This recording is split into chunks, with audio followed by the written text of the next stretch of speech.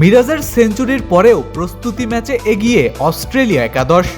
প্রথম টি-20তে প্রোটিয়াদের কাছে হারল বাংলাদেশ নারী ইমার্জিং দল। নারী এশিয়া কাপের সূচি প্রকাশ, বাঘিনীদের ম্যাচ শুরু ৩১ আগস্ট। বাংলাদেশকে নিয়ে রোমাঞ্চিত জশ হ্যাজেলউড।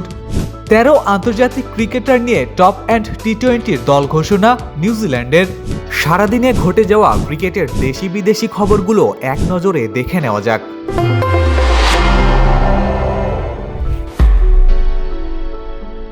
অস্ট্রেলিয়া একাদশের বিপক্ষে প্রস্তুতি ম্যাচের প্রথম দিনে মেহেদী হাসান মিরাজের অপরাজিত ১০৯ রানে ভর করে বাংলাদেশ তোলে ২৬৩ রান।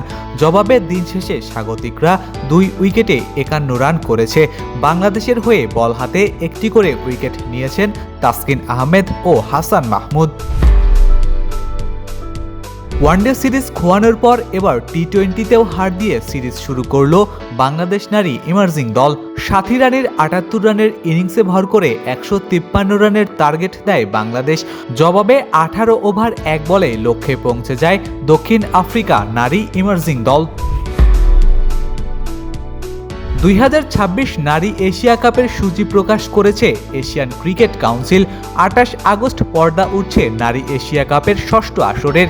ইন্দোনেশিয়ার বিপক্ষে বাংলাদেশের নারীরা শিরোপার অভিযান শুরু করবে ৩১ আগস্ট। দুই চিরপ্রতিদ্বন্দ্বী ভারত পাকিস্তানের লড়াই হবে ৫ সেপ্টেম্বর।